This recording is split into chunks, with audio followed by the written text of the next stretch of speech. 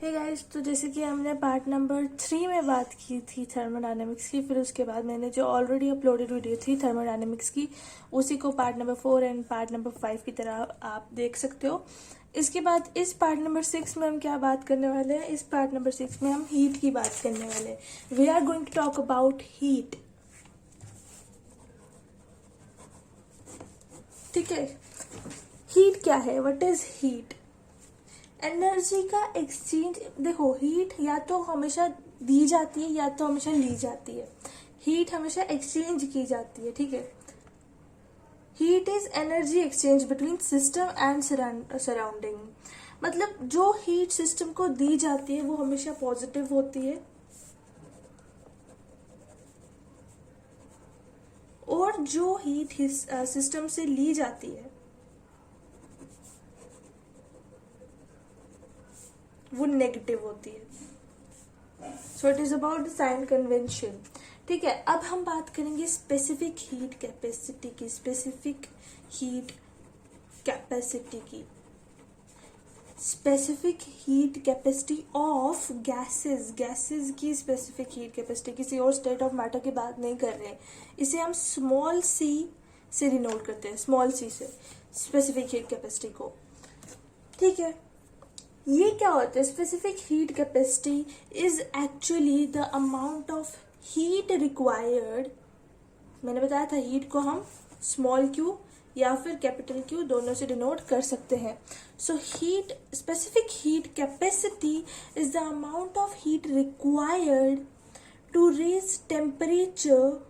Temperature raise कर रहे हैं, मतलब कि टेम्परेचर को चेंज कर रहे हैं।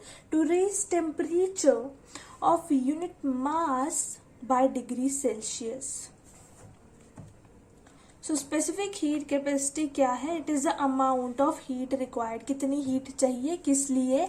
किसी भी एक मास, किसी भी चीज़ के मास को, किसी भी मास को उसके टेम्परेचर को बढ़ाने के लिए, किसी भी मास के टेम्परेचर को बढ़ाने के लिए, 1 डिग्री सेल्सियस से टेम्परेचर को बढ़ाने के लिए, यूनिट मास को उसके टेम्परेचर डिग्री सेल्सियस से बढ़ाने के लिए हमें जो हीट चाहिए होती है, that is specific heat capacity. और ये गैसेस के लिए हम बात कर रहे हैं। ठीक है, सो this is the formula for specific heat capacity. अगर अब मैं बोलूँ specific heat capacity at constant volume, जब वॉल्यूम कांस्टेंट होती है तब स्पेसिफिक हीट कैपेसिटी की क्या डेफिनेशन होगी? सेम वही डेफिनेशन, बस वॉल्यूम कांस्टेंट होना चाहिए। कंडीशन क्या है? वॉल्यूम कांस्टेंट होना चाहिए। So specific heat capacity at constant volume is the amount of heat required to raise temperature of unit mass by degree Celsius at constant volume. ठीक है, and अगर मैं बोलूँ specific heat capacity at constant pressure क्या होगा? It is the amount of heat required. है तो specific heat capacity ना, कि कितनी हीट चाहिए किसी भी मास के टेम्परेचर को बढ़ाने के लिए। So specific heat capacity eight constant pressure is the amount of heat required to raise temperature of unit mass by degree Celsius at constant pressure. At constant pressure. ठीक है, देन अगर मैं बोलूँ स्पेसिफिक हीट कैपेसिटी, अभी constant pressure और constant volume की कोई बात नहीं कर रही हूँ, नॉर्मल स्पेसिफिक हीट कैपेसिटी की बात कर रही हूँ। जो specific heat capacity isothermal process के लिए होगी।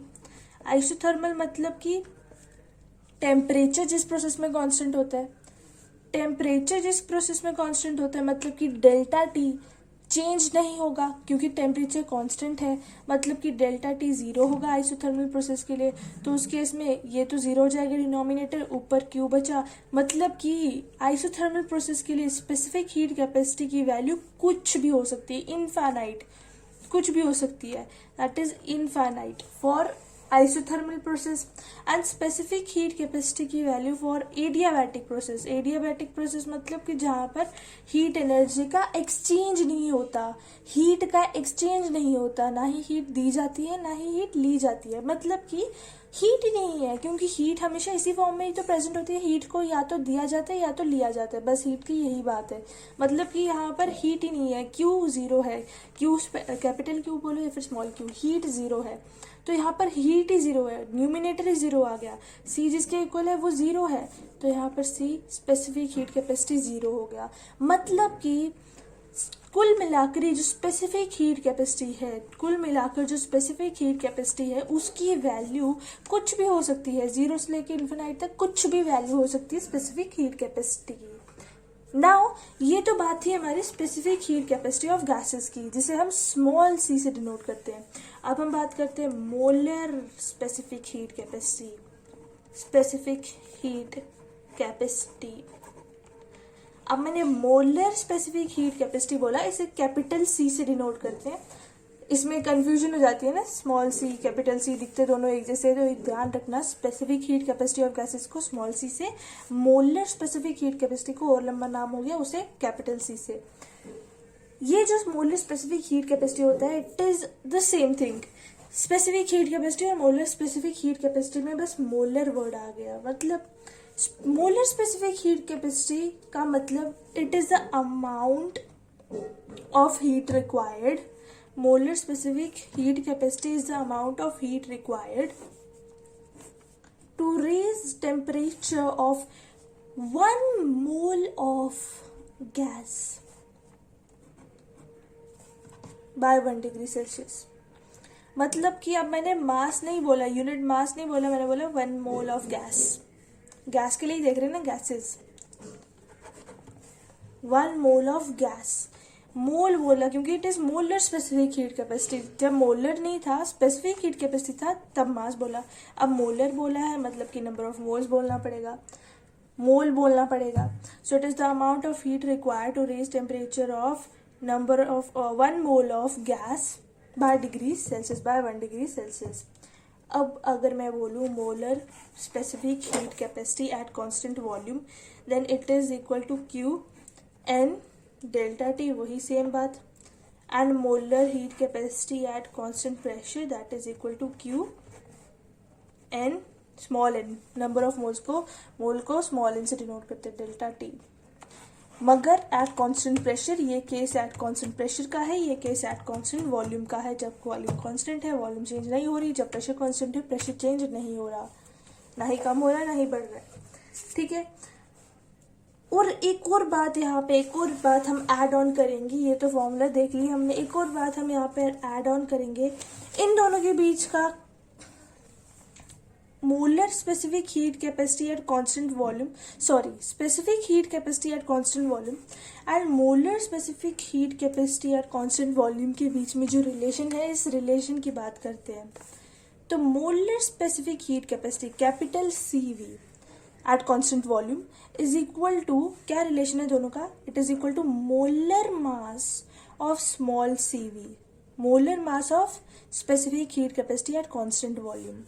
मतलब कि molar specific heat capacity, molar specific heat capacity और स्पेसिफिक हीट कैपेसिटी के बीच का रिलेशन ये है कि molar specific heat capacity at constant volume is equal to molar mass of specific heat capacity at constant volume and molar specific heat capacity at constant pressure is equal to molar mass of specific heat capacity at constant pressure। ठीक है।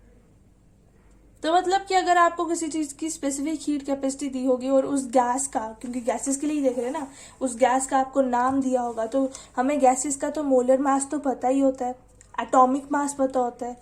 जैसे कि H2 gas बोलूँ तो इसका atomic mass is 1, तो molar mass क्या हो जाएगा 1 × 2, क्योंकि 2 हाइड्रोजन के एटम से बना एक H2 का गैस, एक H2 molecule, so it will B 2, इसका मोलर मास 2। तो वहां पर इसकी specific molar specific heat capacity H2 gas के लिए क्या हो जाएगी, इसका मोलर मास इंटू जो भी आपको इसकी स्पेसिफिक हीट कैपेसिटी दी होगी। ठीक है। सो ये भी एक रिलेशन है इन दोनों के बीच का, molar specific heat capacity at constant volume and specific heat capacity at constant volume and molar specific heat capacity at constant pressure और specific heat capacity at constant pressure के बीच का रिलेशन ये है हमारे पास। अब हमारे पास ना जितने भी गैसेज है उनके लिए, सब गैसेस के ऊपर एप्लीकेबल एक लॉ होता है, एक इम्पॉर्टेंट रिलेशन होता है, that is Cp minus CV equals to R। ये रिलेशन हर गैस के लिए एप्लीकेबल है, it is for any kind of gas. Cp minus CV equals to R, remember at constant pressure at constant volume is equal to R। R क्या है, universal constant है। And इस CV की value कहाँ से मिलेगी और CP की वैल्यू कहाँ से मिलेगी, ये भी क्वेश्चन उठता है आपके दिमाग में। तो CV की वैल्यू हमें क्या होती है, CV के लिए एक फॉर्मूला होता है f/2 small f/2 into r, and CP के लिए we have the formula f/2 plus 1 into r। ठीक है, देन अब बात आती है ये f क्या है।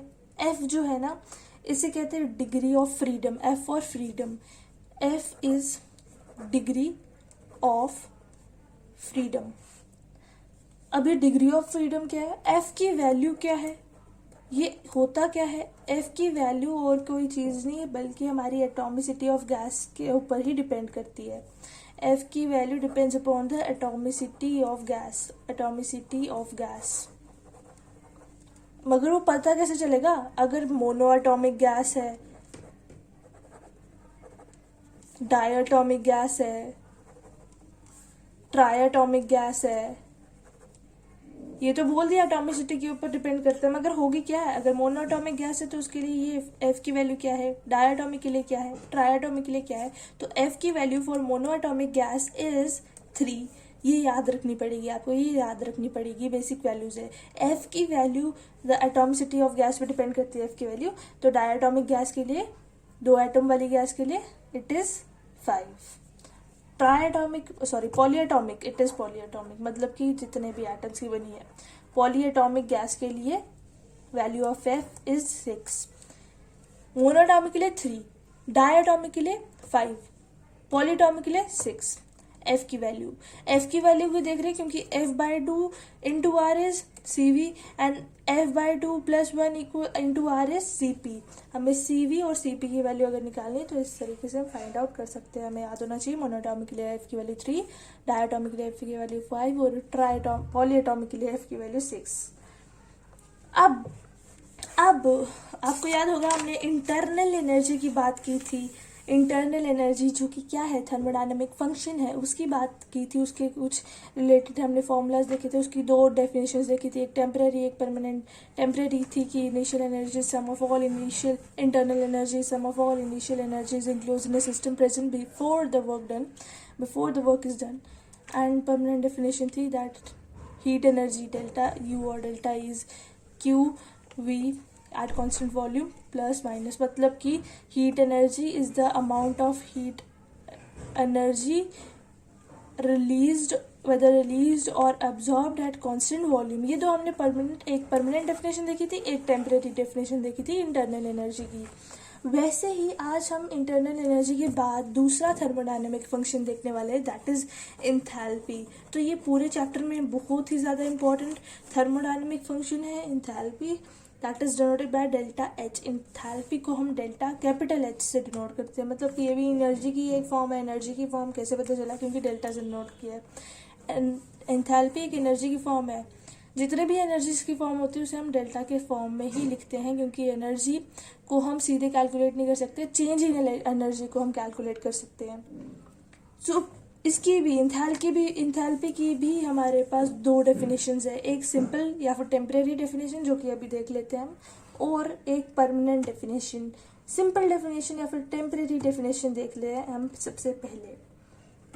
जो इंथैल्पी होती है ना, नॉर्मल जो बात आपको मैं बोलूँ, it is equal to E plus PV। अब सीधा बोल दूंगी तो कुछ खास मज़ा नहीं आएगा बोलने में और ना ही लर्न करने में। तो देखो क्या होता है, आपको आपके मम्मा ने सुबह दिए थे 1000 रुपीज़, और आपने उसमें से, और मम्मा को पता था ठीक है आप पैसे खर्च करोगे, इसलिए अम्मा ने आपको 1000 रुपीज़ दे दिए एक दिन।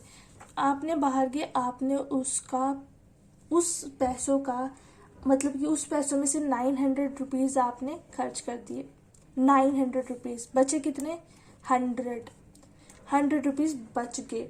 तो इस केस में जो आपके 1000 रुपीज़ है वो आपको आपकी मम्मा ने इंटरनल एनर्जी दी थी। स्टार्टिंग में क्या थे आपके पास पैसे, इनिशियली जो है पैसे थे आपके पास, इंटरनल एनर्जी थी initially, that is delta E. आपने खर्च कर दिए, आपके पास जो बच्चे आपने खर्च कर दिए, आपने 900 खर्च कर दिए और आपके पास 100 बचे। 900 खर्च कर दिए मतलब कि वर्किंग एनर्जी है वो, मतलब कि working energy, that is equal to P delta V. And 100 rupees आपके पास बच गए, वो क्या है, remaining energy, delta E, remaining energy, जितनी एनर्जी बची है आपके पास अभी भी है ना, ये 100 रुपीज आपके पास है, तो इंटरनल एनर्जी जो आपकी रिमेनिंग है दैट इज 100। तो इंटरनल एनर्जी जो रिमेनिंग एनर्जी है और जो पीवी वर्क फंक्शन है, इन दोनों का जो सम होता है दैट इज योर एंथैल्पी। इन दोनों का सम इज एंथैल्पी। देखो तो क्या बोलेंगे, enthalpy is the sum of internal energy and PV work function. Enthalpy is the sum, अब ये तो टेम्परेरी डेफिनेशन है, इसको ज्यादा इज्जत नहीं देते हैं।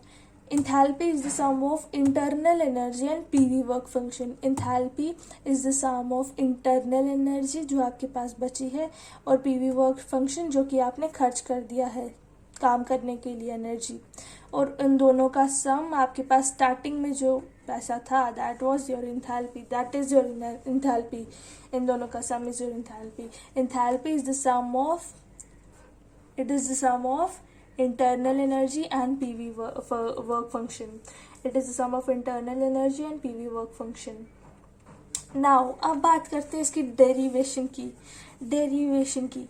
अब डेरिवेशन में क्या करेंगे, इसी की हम दो इक्वेशंस बना लेंगे, एक 1 एक 2, मतलब कि H1 equals to E1 plus PV1 and H2 equals to E2 plus PV2। दो इक्वेशंस इस इक्वेशन की बना ली, वेरी सिंपल, ठीक है। अब आपके पास फाइनल एंथैल्पी है, इनिशियल एंथैल्पी है, H2 है, H1 है, तो मैं आपको डेल्टा H निकालने को बोल सकती हूँ। मतलब कि एंथैल्पी, एक्चुअली में एंथैल्पी, ये एंथैल्पी नहीं बोलना चाहिए इनको, तभी तो सिंपल डेफिनेशन बोला है, इसको टेम्परेरी डेफिनेशन बोला है। एंथैल्पी को डेल्टा एच से डिनोट करते हैं। अब मैं आपको बोलूँ डेल्टा एच कैलकुलेट करोगे, ऐसे कैलकुलेट करोगे, H2 माइनस H1 करोगे। अब H2 माइनस H1, H2 की वैल्यू आपको पता है, H1 की इक्वेशन भी आपको पता ही है, तो डालो इक्वेशंस यहाँ पर। H2 is equal to E2 plus PV2 minus H1 is equal to E1 plus PV1, bracket में रखो। E2 माइनस E1 ब्रैकेट खोल दिए मैंने फटाफट, PV2 minus PV1, E2 minus E1 मतलब कि delta E, change in energy, change in internal energy, delta H तो लिखना ही है। एंड यहाँ पर P कॉमन ले लेते हैं, so it will be V2 minus V1, and यहाँ पर हमारे पास delta E plus P delta V आ गया। So this is now the derived formula for enthalpy. This is your derived formula for enthalpy. This is your derived formula for enthalpy. मगर अभी तो हमने derived formula देखा enthalpy का और simple definition देखी एंथैल्पी की। परमानेंट डेफिनेशन कब देखेंगे एंथैल्पी की, तो टेंशन नहीं लो, अभी देख लेंगे परमानेंट डेफिनेशन एंथैल्पी की। अभी देख लेते हैं कैसे देखेंगे। अगर आपको याद हो mathematical expression first law of thermodynamics का, क्या है mathematical expression first law of thermodynamics का? फर्स्ट लॉ ऑफ थर्मोडायनेमिक्स का delta E is equal to heat energy plus work done. याद आया कुछ? एंड इस फर्स्ट लॉ ये क्या है, mathematical expression of first law of thermodynamics, first law of conservation of mass का मैथमेटिकल एक्सप्रेशन ये हमने देखा था, वो छोटा सा था, जल्दी जल्दी कर लिया था हमने। और यहाँ पर W की वैल्यू हम क्या, W की value minus P delta V नहीं डाल सकते, this is the general formula for W, work energy, work done. So डाल लेते हैं delta E equals to Q minus P delta V।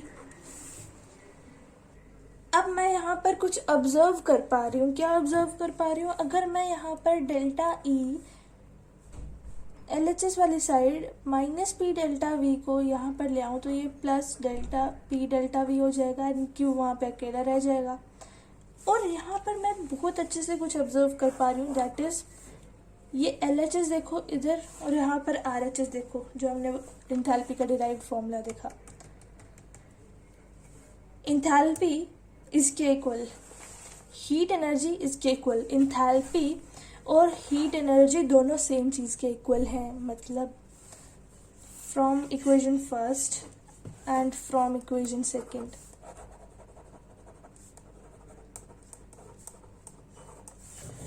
Delta H equals to Q, ठीक है, delta H equals to Q।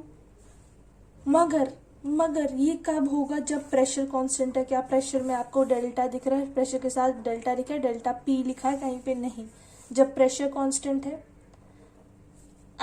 और हमें नहीं पता कि ये हीट एनर्जी वेदर ये एब्जॉर्ब हो रही है, वेदर ये रिलीज हो रही है, हमें नहीं पता। इसका मतलब इंथैल्पी की परमानेंट डेफिनेशन हमें मिल चुकी है। यहाँ पर हमने देखी थी टेम्परेरी डेफिनेशन, और ये है हमारी परमानेंट डेफिनेशन। टेम्परेरी डेफिनेशन में हमने एंथैल्पी की देखा था, that is the sum of internal energy and PV work function. यहाँ पर परमानेंट डेफिनेशन में हम देख रहे हैं that enthalpy is heat energy at constant pressure. It is the amount of heat energy absorbed or released at constant pressure. Enthalpy is the amount of heat energy absorbed or released at constant pressure. Enthalpy is the amount of heat energy absorbed or released at constant pressure. ठीक है, P नीचे इसलिए लिख रहे हैं, P का नीचे लिखने का मतलब है कि ये कांस्टेंट है। P is fixed, pressure is fixed, बिल्कुल वैसे जैसे हीट एनर्जी के लिए हमने देखी थी डेफिनेशन, डेल्टा इक्वल्स टू ये। यहाँ पर हीट एनर्जी का भी कुछ वैसे ही, मतलब कि हीट एनर्जी भी एक टाइप की इंटरनल एनर्जी भी एक टाइप की हीट एनर्जी ही है, बट कांस्टेंट वॉल्यूम पर। और इंथैल्पी भी एक टाइप की हीट एनर्जी ही है, कांस्टेंट प्रेशर पर। इस बात को अलग से आप दिमाग में रख लो, अलग से एक साथ रख लो। इंटरनल एनर्जी भी हीट एनर्जी है एट कांस्टेंट वॉल्यूम, इंथैल्पी भी एक हीट एनर्जी है एट कांस्टेंट प्रेशर। अब मैं ऐसा क्यों बोल रही हूँ? क्योंकि हमने परमानेंट डेफिनेशन देखी है ना, परमानेंट डेफिनेशन तो समझ आ गई, that enthalpy is the amount of heat energy absorbed और रिलीज्ड एट कांस्टेंट प्रेशर। अब मैं ऐसा क्यों बोल रही थी, इन दोनों को अलग से याद रख लो, क्योंकि यहाँ पर हम कुछ देखने वाले हैं। Delta U equals to QV, है ना, ये देखा। Internal energy is the amount of heat energy at constant volume and enthalpy is the amount of heat energy at constant pressure. And यहाँ पर एक और नई चीज ऐड ऑन करना चाहूंगी, n dot number of moles के लिए n, मोल्स के लिए n dot CV dot delta T। यहाँ पर CV is specific heat capacity at constant volume, sorry, molar specific heat capacity at constant volume पर, ठीक है। एंड वैसे यहाँ पर क्या हो जाएगा, number of moles dot n dot CP, क्योंकि कांस्टेंट प्रेशर है, डॉट डेल्टा T। अब क्या पॉइंट हाईलाइट करना चाहती हूं मैं, ये CV क्या है, molar specific heat capacity at constant volume, and CP is molar specific heat capacity at constant pressure. अब मैं यहाँ से CV और CP को इक्वल लाना चाहती हूँ delta U upon N delta T। इन दोनों के ऊपर आप फोकस करो। Delta U equals to N dot CV dot delta T। CV को अकेला रखा, N और डेल्टा T को नीचे भेजा, LHS में नीचे आ गया। So this is the value of CV. CP is delta H N delta T. Clear? ये पॉइंट क्लियर? ये चीज़ें हमें कैसे पता चली? जब हमें इंटरनल एनर्जी की परमानेंट डेफिनेशन पता था, जब हमें एंथैल्पी की परमानेंट डेफिनेशन पता थी, हमने देखा delta U equals to, it is heat energy at constant volume, मतलब कि it is N CV delta T। यहाँ से और यहाँ से हमने देखा that CV equals to delta U upon N delta T, and delta H हमें पता था, it is Q heat energy at constant pressure मतलब कि N dot C P delta T, और यहाँ से हमने देखा del C P equals to delta H upon delta T N dot delta T. Cp और Cv के लिए फॉर्मूला हमने याद रखना है। Cv के लिए delta U upon N dot delta T and Cp के लिए delta H upon N dot delta T. दोनों का डिनोमिनेटर ही सेम, बस ऐसे याद रख लेना। Cv V है और ये U जैसा V है। ट्रिक लगा लो, एक याद रखोगे दूसरा ऑटोमेटिकली याद हो जाएगा, क्योंकि कंफ्यूजन हो जाती है ना कि किसके लिए हीट अपना इंटरनल एनर्जी था, किसके लिए इंथैल्पी था। So Cv equals to delta U upon n dot delta T and Cp equals to delta H upon n dot delta T. So ये हमारा हुआ Cp और Cv का formula. And if you remember हमने starting में यहाँ से start की थी और हमने यहाँ पे ये इक्वेशन जो देखे थे ना, Cp minus Cv equals to R। वैसे नॉर्मली केमिस्ट्री में तो आपको बस ये इक्वेशन याद रखनी है, इसकी डेरिवेशन ही देखनी है कि ये इक्वेशन आई कहाँ से, डिराइव कहाँ से हुई, कि Cp minus Cv equals to R। Chemistry में यही याद रखना होता है। बट फिर भी अगर आपको देखना है कि ये इक्वेशन आई कहाँ से, डिराइव कैसे हुई, तो आप अगर नहीं देखना चाहते हो तो 5 मिनट्स के लिए इस वीडियो को आगे स्किप कर लो, वरना मैं आपको बता रही हूँ with the help of Mayer's equation. This is the Mayer's equation, this is our topic, new topic, Mayer's equation. अगर आपको देखना है कि ये डिराइव कैसे हुई, वैसे इतना इंपॉर्टेंट नहीं है देखना कि ये इक्वेशन डिराइव कैसे हुई, फिर भी मैं बता रही हूँ आपको कि कैसे डिराइव हुई। So we are going to see the Mayer's equation. यहाँ पर क्या करेंगे, सबसे पहले हमें पता है enthalpy is equal to delta U, it is the sum of internal energy and P V work function, P delta V. And एक और बात हमें पता है कि delta H is a type of heat energy at constant pressure and delta U is a type of heat energy at constant volume plus P delta we.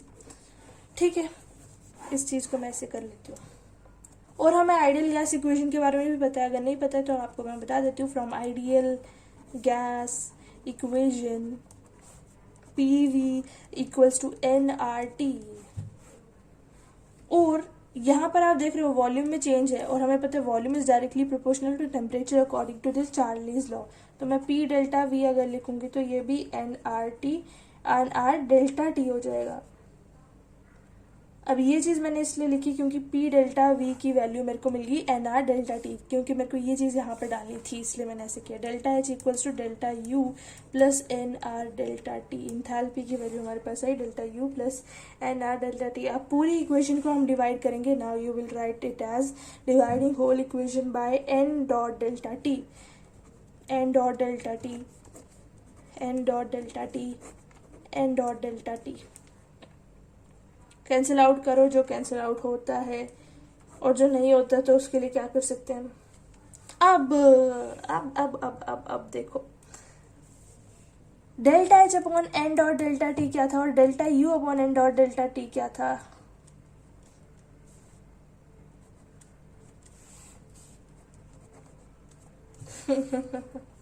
यहाँ पर देखो Cp equals to delta H upon N dot delta T and Cv equals to delta U upon N dot delta t. शायद से इसलिए ज़रूरी था आपको ये चीज़ बताने भी, आपको या तो नहीं ये वैसे इतना इंपॉर्टेंट था क्योंकि हमने ये भी देखा था that Cv equals to f/2 into R and Cp equals to f/2 plus R. तो उसके अलावा हमने ये चीज़, ये फॉर्मूलाज क्यों देखे, क्योंकि ये चीज़ ये इक्वेशन देखने के लिए काम आ गए, यहाँ पे यूज करने के लिए काम आ गए, क्योंकि हमें पता है delta H upon N dot delta T is C P and delta U upon N dot delta T is C V. And इस एक्चुअली में ये C P minus C V equals to R हमने equation देखी थी, तो इसको L H S के साथ यहाँ पे सी वी भी R H S L H S में भेज दो तो ये माइनस हो जाएगा एंड आर वहाँ पे अकेला रह जाएगा। So this is our equation, this is the Mayer's equation. ये जो हमने पहले डायरेक्टली यहाँ पर देख ली थी ना, दिस इज मेयर्स इक्वेशन। क्या है ये, कौन सी इक्वेशन है, मेयर्स इक्वेशन है, जो कि केमिस्ट्री में बस आपको याद रखनी है, बस ये याद रखना है, ये डेरिवेशन देखना जरूरी नहीं है मेयर्स इक्वेशन की। अगर आपको फिर भी क्यूरियोसिटी होती है तो वो देख सकते हो, आप कर सकते हो उसकी प्रैक्टिस अगर चाहते हो करना। तो अब समझ में आया आपको, ये मेयर्स इक्वेशन है। क्या है ये हमारी मेयर्स इक्वेशन। नाउ अब मैं आपको एक बात बताना चाहती हूँ दैट अब हमने मेयर्स इक्वेशन की डेरिवेशन देख ली। अब आप मेरी बात सुनो ध्यान से। अब मैं आपको एक बात बताना चाहती हूँ, एंथैल्पी का हमने ये फॉर्मूला देखा, ये डिराइव्ड फॉर्मूला है और ये परमानेंट हमारा फॉर्मूला है। पी डेल्टा वी की जगह मैं यहाँ पर पी डेल्टा वी की जगह एन आर डेल्टा टी भी लिख सकती हूँ। देखो हमने एंथैल्पी का ये डिराइव्ड फॉर्मूला देखा था, कौन सा, delta E plus P delta we. ठीक है, क्लियर, इजी। यहाँ तक हमने बिल्कुल क्लियर कंसेप्ट हो गया था, देख लिया था क्या है एंथैल्पी का डिराइव्ड फॉर्मूला है ये। अब पी डेल्टा वी अगर आपको रिमेंबर हो, ideal gas equation from ideal gas equation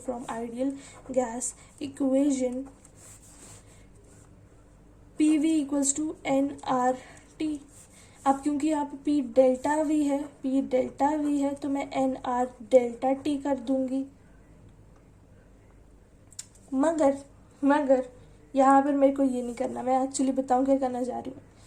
temperature अगर हम कांस्टेंट रखें और नंबर ऑफ मोल्स कांस्टेंट ना हो, कैसे पता चला ये बात मेरे को?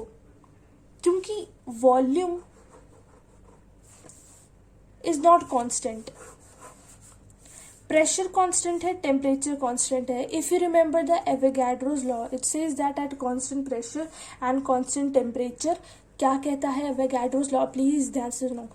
एवोगाड्रो लॉ कहता है at constant pressure and constant temperature volume of gas is directly proportional to number of moles of gas. तो इसकी जगह मैं ये भी लिख सकती हूँ, delta H equals to delta E, ऐसे मैंने फिजिकल कर दिया था, delta E plus delta N G R T. ये कहाँ से लाई? यहाँ पर जो हमने देखा था, पी डेल्टा वी की जगह मैंने delta N G R T रखा और टेम्परेचर कांस्टेंट था, प्रेशर भी कांस्टेंट था, वॉल्यूम चेंज हो रहा था इसलिए नंबर ऑफ मोल्स भी चेंज हुआ। This is according to Avogadro's law. जब प्रेशर और टेम्परेचर कांस्टेंट होता है तब volume is directly proportional to number of moles. Volume change हो रहा है तो number of moles of gas भी चेंज हो गया। And P delta we N G R T के इक्वल कैसे लाया? आइडियल गैस इक्वेशन से। ठीक है, डेल्टा यहाँ पे क्यों नहीं लगाया? क्योंकि ये कांस्टेंट है, प्रेशर कांस्टेंट है, तभी तो ये इसके इक्वल है। So this is again a very important equation, a very important formula in this chapter of enthalpy. It is a very important formula in this chapter of enthalpy. It is a very important formula of enthalpy in this chapter. Delta H equals to delta E plus delta Ng RT. G क्या है? Number of moles of gas के लिए show कर रहा है जी। अब आपको एक रेशियो याद रखनी है, दैट इज पॉइजन रेशियो। ये गामा है, ये हमें पॉइजन रेशियो देगा, that is Cp by Cv। ठीक है, this is our Poisson ratio और इसे गामा कहते हैं। पॉइजन रेशियो क्या होता है? Cp इज टू Cv की रेशियो होती है पॉइजन रेशियो। ठीक है, पॉइजन रेशियो या फिर gamma is Cp is to Cv। अब इसकी भी डिफरेंट वैल्यूज होती है। जो गामा होता है ना, गामा की भी डिफरेंट वैल्यूज होती है डिफरेंट गैसेस के according. Mono atomic gas, diatomic gas, polyatomic gas, triatomic gas के लिए डिफरेंट वैल्यूज होती है गामा की। गामा की डिफरेंट वैल्यूज होती है for mono atomic gas, polyatomic gas and triatomic gas. Mono atomic gas, diatomic gas, triatomic gas, polyatomic gas. Monoatomic gas के लिए गामा की वैल्यू इज 5/3। ये चीज आपको याद रखनी पड़ेगी, ये वैल्यूज आपको याद रखनी पड़ेगी। डायटॉमिक गैस के लिए गामा की वैल्यू इज 7/5। ट्राइएटॉमिक गैस के लिए गामा की वैल्यू इज 4/3। पॉलीएटॉमिक के लिए गामा की वैल्यू इज ग्रेटर देन 1। 1 से बड़ी होती है, जो भी हो बस 1 से बड़ी होती है। गामा की वैल्यू हमेशा पॉलीएटॉमिक गैस, मतलब कि ऐसे गैस जिसमें 3 से ज़्यादा एटम्स है, उसके लिए हमेशा गामा की वैल्यू 1 से तो बड़ी ही होती है, डेफिनेटली 1 से बड़ी ही होगी। सो ये वैल्यूज आपको रिमेंबर रखनी पड़ेगी, याद करनी पड़ेगी दैट गामा पॉइजन रेशियो की values for different gases according to their atomicity is gamma for monoatomic gas is 5/3, diatomic gas is 7/5, triatomic gas is 4/3, polyatomic gas के लिए कुछ भी 1 से बड़ा। तो ये चीज़ आपको याद रखनी पड़ेगी, CP/CV is Poisson, this is Poisson ratio और द गामा, एंड गामा की values is different for monoatomic, diatomic, triatomic and polyatomic gases. Monoatomic gas के लिए इट इज 5/3, डायटॉमिक गैस के लिए इट इज 7/5, ट्राइएटॉमिक गैस के लिए it is 4/3, polyatomic gas के लिए 1 से ज़्यादा. मोनोएटॉमिक गैस के लिए 5/3, डायटॉमिक गैस के लिए 7/5, ट्राइएटॉमिक गैस के लिए 4/3, पॉलीएटॉमिक गैस के लिए 1 से ज़्यादा 5/3, 3/, नहीं गलत, 7/5, 4/3 greater than 1, 5/3, 7/5, 4/3 greater than 1, 4/3, 7/5, 5/3. और आपको तो वैसे मैंने फॉर्मूला बताया ही था CV और CP के लिए, that is CV is F/2 R, CP is F/2 + 1 × R. And ये F क्या है? It is atomicity, degree of freedom. Atomicity of gas पे डिपेंड करता है, मतलब मोनो एटॉमिक के लिए कुछ और, डायटॉमिक के लिए कुछ और, ट्राइएटॉमिक के लिए कुछ और. मोनो एटॉमिक के लिए इट इज 3, डायटॉमिक के लिए इट इज 5, पॉलीएटॉमिक के लिए इट इज 6, पॉलीएटॉमिक के लिए. ठीक है, ट्राइएटॉमिक की वैल्यू नहीं बताइए. अगर ये नहीं जमता तो CV की और CP की एक और वैल्यू है, एक और फॉर्मूला है हमारे पास. CV = R/γ-1 and CP = R × γ/γ-1. अभी जो R है ना, इट इज़ यूनिवर्सल कांस्टेंट. इसकी बहुत सारी वैल्यूज है. थर्मोडायनेमिक्स में हम नॉर्मली वर्क डन के रिलेटेड बातें करते हैं, वर्क की, एनर्जी की, तो इसलिए इसमें वैल्यूज की अगर बार में लीटर बार केल्विन इन्वर्स, मोल इन्वर्स में अगर हम बात करें यूनिट्स के साथ, तो इट इज़ 0.08 या फिर 0.0821 bar. And ATM atmospheric pressure. और अगर जूल्स में बात करें तो it is 8.314 joule kelvin inverse, mole inverse. अगर हम सीधी कॉम्पिटिटिव एग्जाम्स के लिए इजी बात करें ना, तो कैलोरीज में अगर इसकी वैल्यू की बात करें तो it is 2 calorie kelvin inverse, mole inverse. सबसे ज़्यादा आसान 2 कैलोरी लगता है, तो क्योंकि इसमें वैल्यू इज़ 2. सो याद रखना, CV = R/γ-1, CP = R × γ-1. दोनों में डिनोमिनेटर इज सेम. यहाँ पे भी दोनों में, यहाँ पे नीचे F/2 तो दोनों में था. यहाँ पे डिनोमिनेटर दोनों में same, γ-1. CV is R/γ-1, CP is R × γ/γ-1. अब ये CV CP क्या है? Molar specific heat capacity. ठीक है, क्योंकि इसमें मोल्स के रिलेटेड हम बात करते हैं. सो ये CV और CP की बात अब ख़त्म करते हैं. मगर एक बात सोचो, हमने वर्क डन की कई सारी फार्मूलाज देखे, कई सारी डेरिवेशंस देखी. एक तो जर्नल फार्मूला देखा -P∆V, फिर आइसोथर्मल में, आइसोबेरिक में, आइसोकोरिक में. आइसोथर्मल में क्या था? बहुत सारे फार्मूलाज देखे वर्क डन के. आइसोबेरिक, जैसे आइसोकोरिक में तो वर्क डन होता ही नहीं क्योंकि उसमें वॉल्यूम ही नहीं चेंज होती. फिर आइसोबेरिक, कॉन्स्टेंट प्रेशर वाले केस में वर्क डन का फॉर्म -nR∆T था. और एक और चीज बात नोटिस करना कि वर्क डन का फॉर्मूला जो भी देखोगे ना, उसमें माइनस का साइन तो आएगा ही आएगा. ये जर्नल फॉर्मूला देखा था हमने. फिर आइसोबेरिक में जो फॉर्मूला था उसमें इट इज माइनस, आइसोबेरिक में nR∆T, और प्रेशर कांस्टेंट था. जब आइसोकोरिक में तो था ही नहीं, वर्क होता ही नहीं है. अब और क्या बचा? Isobaric, isochoric. आइसोथर्मल में तो बहुत लंबा फॉर्मूला था वर्क डन का, मगर उसमें भी साइन तो माइनस का आ ही गया था ना. उसमें हमने 2 लंबे फॉर्मूला देखे थे. -2.303 × nRT टेम्परेचर कांस्टेंट था आइसोथर्मल में, है ना. T log base 10, बेस में 10 लिखना. वैसे अगर नहीं लिखा तो वो भी log base 10 ही माना जाएगा, मगर log base E लिखने के वक्त E लिखना ज़रूरी है बेस में. और यहाँ पर या तो P2/P1, नहीं, V2/V1, या तो सेम पूरा सेम माइनस साइन के साथ, बस P1/P2 होगा. तो हर एक फॉर्मूला में माइनस साइन तो है, ये याद रखना. ठीक है, बस आइसोकोरिक में तो 0 वैल्यू है. वर्क डन की इतने सारी हमने डेरिवेशंस देखी थी, मगर एक प्रोसेस भूल रहे हैं. दैट इज एडियाबैटिक प्रोसेस, जिसमें ना हीट आती है ना जाती, हीट होती ही नहीं है. Q0 होता है. ठीक है, जिसमें एडियाबैटिक प्रोसेस के लिए अब हम वही देखने वाले हैं। मैं इंट्रोडक्शन आपको दे रही थी, इंट्रोडक्शन से पहले रिवीजन करा रही थी आपको मैं क्विक। नाउ वर्क डन की डेरिवेशन देखेंगे हम इन एडियाबैटिक प्रोसेस कंडीशन के साथ। क्या कंडीशन है एडियाबैटिक प्रोसेस की? कंडीशन आ गई ना, मतलब कि हीट एनर्जी का ट्रांसफर नहीं हो रहा, मतलब हीट एनर्जी है ही नहीं। अब हीट एनर्जी नहीं है मतलब कि अगर if you remember the mathematical expression of first law of thermodynamics that is delta U that is equal to Q plus W, formula for first law of thermodynamics या फिर मैथमेटिकल एक्सप्रेशन। तो इसमें Q तो zero हो ही गया, मतलब कि क्या बचा डब्ल्यू, मतलब कि डेल्टा यू मतलब कि internal energy it is equal to work done. Internal energy किसके इक्वल आ गया? Work done. कौन से केस में? एडियाबैटिक प्रोसेस में। एडियाबैटिक प्रोसेस में जो काम किया जा रहा है वो इंटरनल एनर्जी के इक्वल है।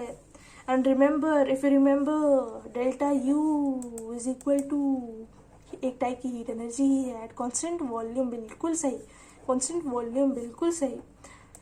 And that is equal to NCV dot delta T.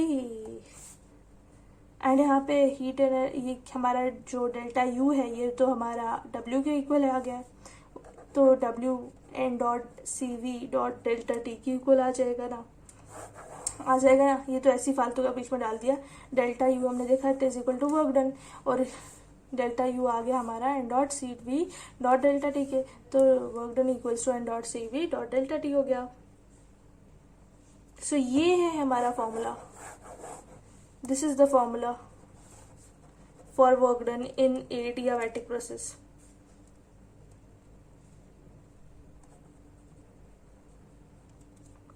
अब इसको मैं और बढ़ाना चाहती हूँ।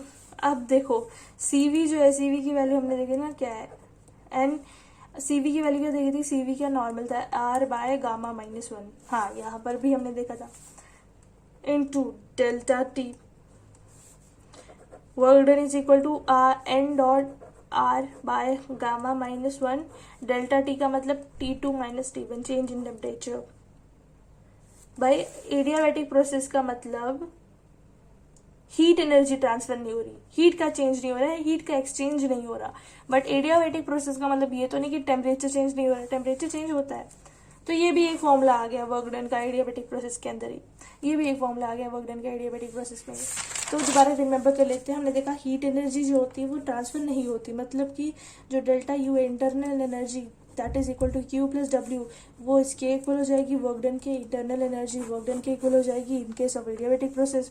अब फिर हमने, क्योंकि हमने देखना था फॉर्मूला, तो हमें याद आया delta U equals to Q V that is equal to N dot CV dot delta T. तो मतलब कि इसकी जगह वर्क डन डालो N dot CV dot delta T, मतलब कि क्या मतलब कि आ गया हमारा फॉर्मूला वर्क डन का in adiabatic process. In adiabatic process now अब W equals to N dot, मेरे को याद आया CV, मेरे को पता है यार, मैं बड़ी शानी हूँ, मेरे को तो इसका फॉर्मूला पता है। R ये कैपिटल R है, गामा माइनस 1 डेल्टा टी, मतलब कि इसको मैं ऐसे भी लिख सकती हूँ NR gamma minus 1 T2 minus T, बिल्कुल लिख सकती हूँ। Very good. So with this we have completed all the formulas of work done with all conditions and without conditions. General formula minus P delta V, isobaric में NR delta T minus के साथ, आइसोपोरिक में कुछ भी नहीं होता, zero. Isothermal में बहुत बड़ा minus 2.303 NRT log base 10 V2 by V1 और P1 बाई 2 इसके P1 बाई P2 इसकी जगह आ सकता है। एडियाबैटिक प्रोसेस में NCV dot delta T and NRT dot delta T था आइसोबैरिक में, एडियाबैटिक में NCV डेल्टा टी हो गया, NRT delta T isobaric, NCV delta T हो गया एडियाबैटिक में। और इसी को कंटिन्यू करते हुए NR by gamma minus 1 and T2 minus T1, ये भी इसको आप बोल सकते हो एक तरीके का फॉर्मूला ही है work done in adiabatic process का। तो हमने जितनी भी कंडीशंस देखी उन सबको रिवाइज आप अच्छे से कर लेना वर्क डन की। लेकिन एक सेकेंड, मैंने तो आपको साइक्लिक प्रोसेस के लिए तो कुछ बताया नहीं। साइक्लिक प्रोसेस जो स्टार्टिंग में जिसके बारे में हमने डिस्कस किया था, जिसका इनिशियल और फाइनल पॉइंट सेम होता है, उसके लिए क्या होगा? उसमें इंटरनल एनर्जी कैसी होगी, U2 माइनस U1। उसमें इंटरनल एनर्जी कैसी होगी, U2 माइनस U1, मतलब कि इंटरनल एनर्जी फाइनल और इनिशियल जो होगी वो तो सेम ही होगी। साइक्लिक प्रोसेस में फाइनल और इनिशियल पॉइंट सेम होता है, मतलब कि डेल्टा U 0, क्योंकि सेम माइनस सेम 0। ठीक है, देन मतलब कि delta U equals to Q plus W, जो हमने इक्वेशन देखी थी फर्स्ट लॉ ऑफ थर्मोडायनेमिक्स का मैथमेटिकल एक्सप्रेशन, वो तो ये हो जाएगा 0 equals to Q plus W। मतलब कि इसको मैं ऐसे लिख सकती हूँ minus Q equals to plus W। अब मेरे को नहीं पता, मैं गारंटी तो नहीं दे सकती ना कि हीट एनर्जी ये रिलीज ही हुई है, तो इसके साथ प्लस साइन भी लगाना ज़रूरी है। और मैं ये भी नहीं गारंटी दे सकती कि हीट एनर्जी ये एब्जॉर्ब ही हुई है। इसको ऐसे लिखते हैं, Q को तो वहीं पे रहने देंगे, W को यहाँ पे लाएंगे, कुछ भी रखो, ही Q प्लस या माइनस, क्योंकि मेरे को नहीं पता हीट एनर्जी एब्जॉर्ब हुई है या रिलीज हुई है। एंड वर्क डन के लिए भी मेरे को नहीं पता या एब्जॉर्ब हुई है या रिलीज हुई है, एब्जॉर्ब हुई है या रिलीज हुई है, तो प्लस माइनस का साइन लगा दो। मगर हीट एनर्जी यहाँ पे वर्क डन के इक्वल आई साइक्लिक प्रोसेस के लिए। साइक्लिक प्रोसेस के लिए heat energy is equal to work done plus minus minus plus. मेरे को नहीं पता हीट एनर्जी एब्जॉर्ब हुई है कि नहीं हुई है। और वर्क डन के लिए साइन कन्वेंशंस की बात हम आगे जाके करेंगे, ये माइनस कब होता है प्लस कब होता है। माइनस तब होता है, फिर भी इंट्रोडक्शन बता देती हूँ, अभी बता देती हूँ, मगर अच्छे से इसकी बात आगे जाके देखेंगे कि वर्क डन माइनस कब होता है प्लस कब होता है। वर्क डन माइनस तब होता है जब work done by the system होता है, वर्क सिस्टम खुद करता है। अब जब सिस्टम के ऊपर वर्क होता है तब हम कहते हैं प्लस, जब सिस्टम खुद से वर्क करता है बाय द सिस्टम करता है तो नेगेटिव। ठीक है, और मेरे को नहीं पता बाय द सिस्टम वर्क हुआ है या तो ऑन द सिस्टम वर्क हुआ है, इसलिए प्लस माइनस। तो साइक्लिक प्रोसेस के लिए हीट एनर्जी वर्क डन के इक्वल होता है, जितना वर्क हुआ उतनी heat energy in cyclic process. And if you remember QV equals to क्या कर रही हूँ, NCV डेल्टा T, और ये Q तो W के इक्वल आ गया ना वर्क डन के।